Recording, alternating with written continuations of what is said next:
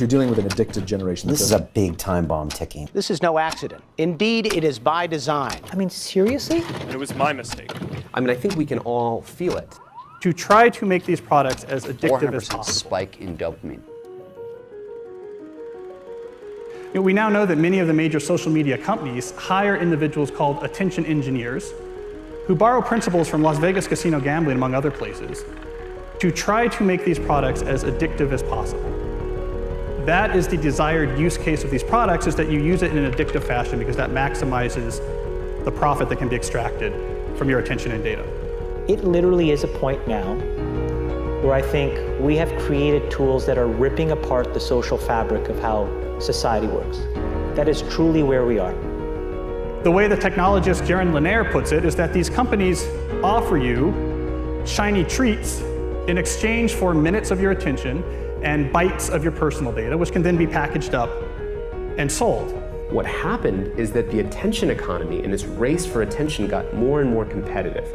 And the more competitive it got to get people's attention on, say, a news website, the more they need to add these design principles, these more manipulative design tactics, as ways of holding on to your attention. You don't realize it, but you are being programmed. Social media tools are designed to be addictive. The actual desired use case of these tools is that you fragment your attention as much as possible throughout your waking hours. That's how these tools are designed to use. Well, we have a growing amount of research which tells us that if you spend large portions of your day in a state of fragmented attention, so large portions of your day where you're constantly breaking up your attention, take a quick glance, do a just check, and just quickly look at Instagram, that this can permanently reduce your capacity for concentration. I am especially worried about this when we look at the younger generation coming up, which is the most saturated in this technology. And it's very addictive because if you pull on the slot machine arm enough, you will win. And you never know which pull will reward you.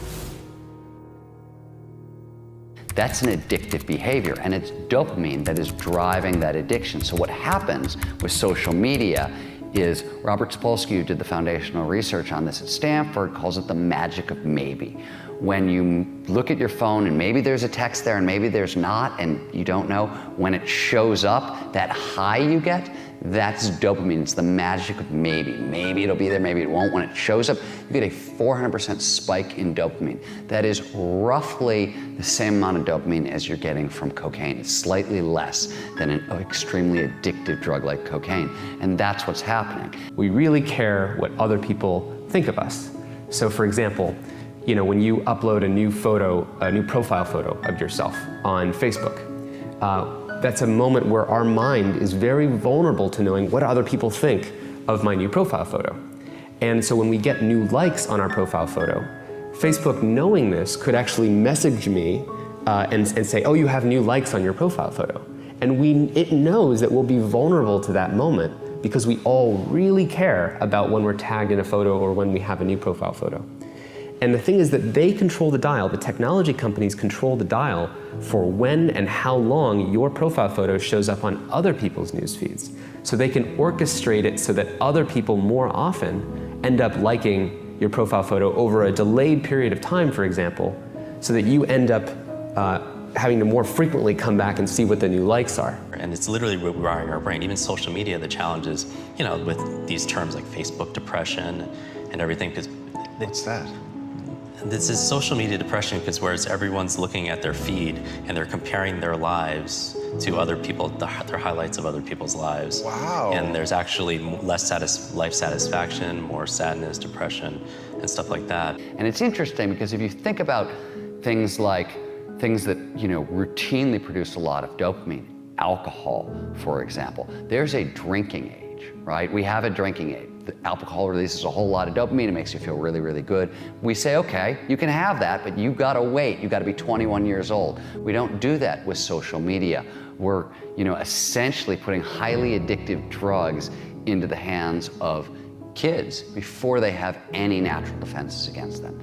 And what you're seeing with internet addiction, with social media addiction, it's the same thing over and over. It's people trying to change their state of consciousness with a device, trying to get at the underlying neurochemical chemistry, and it's very, very addictive. And so I would say the problem with the gadgets, and they're amazing things, is that they interfere with they proximately interfere with medium to long-term goals, I would say.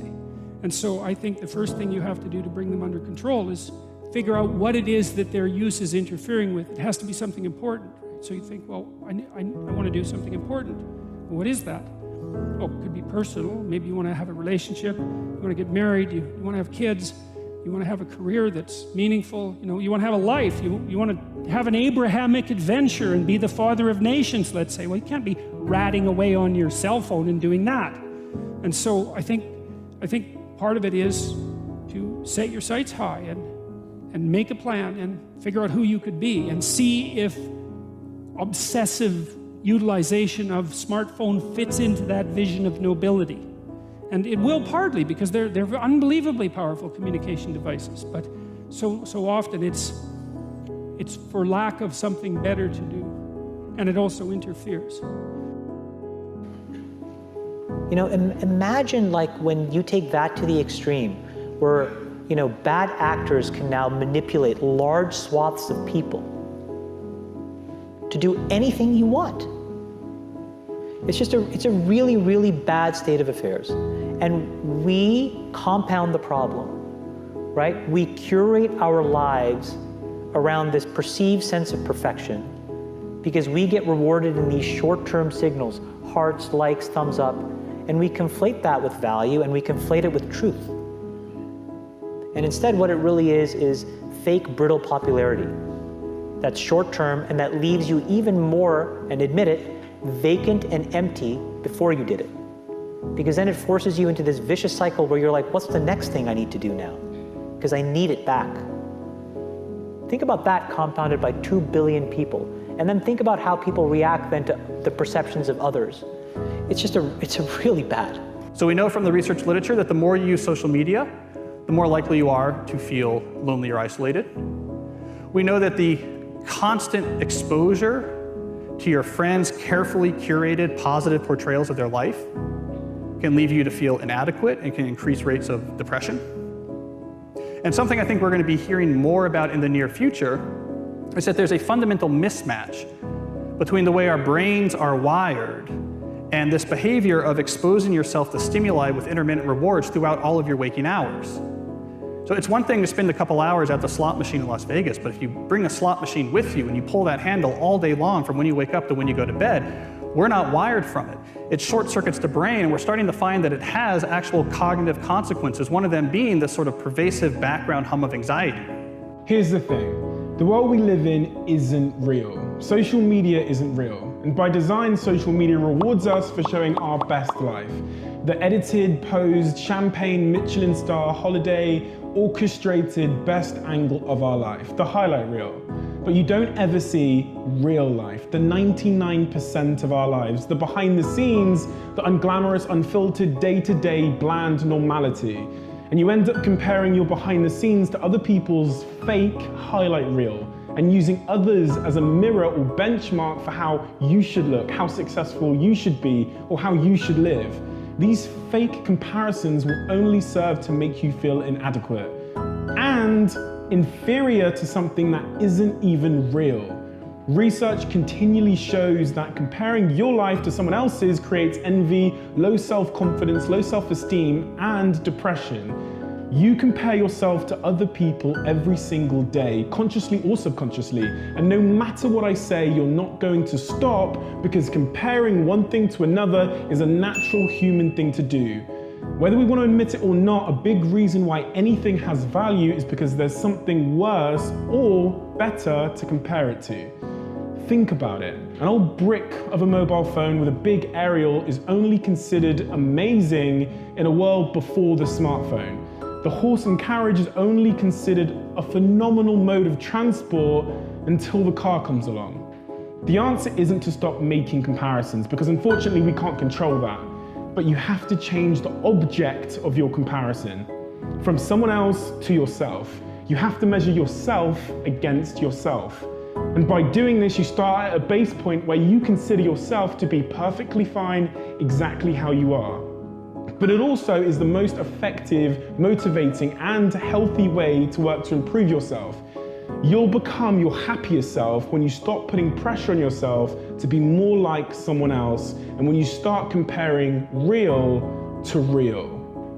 We are in a really bad state of affairs right now, in my opinion. It is eroding the core foundations of how people behave by and between each other. And I don't have a good solution. You know, my solution is I just don't use these tools anymore. I haven't for years. It's created huge tension with my friends, huge tensions in my social circles. If you look at, like, you know, my Facebook feed, I've posted maybe 2 times in 7 years. 3 times, 5 times, it's less than 10. And it's weird, I guess I kind of just innately didn't want to get programmed. And so I just tuned it out, but I didn't confront it. And now to see what's happening, it really bums me out.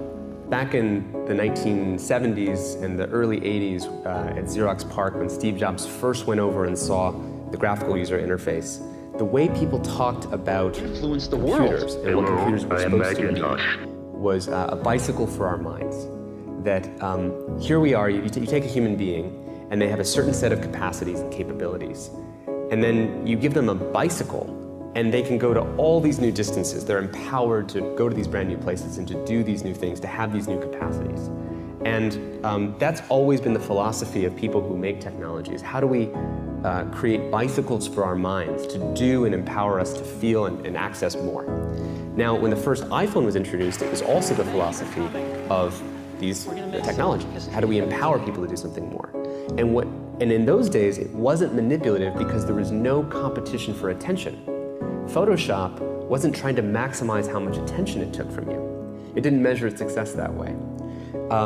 And the internet overall had been in the very beginning not designed to maximize attention. It was just putting things out there, creating these message boards. It wasn't designed with this whole persuasive psychology that emerged later. If you feed the beast, that beast will destroy you. If you push back on it, we have a chance to control it and rein it in. And it is a point in time where people need to hard break from some of these tools and the things that you rely on. The short-term dopamine-driven feedback loops that we have created are destroying how society works. No civil discourse, no cooperation, misinformation, mistruth. And it's not an American problem. This is not about Russian ads. This is a global problem. Mr. Zuckerberg, would you be comfortable sharing with us the name of the hotel you stayed in last night?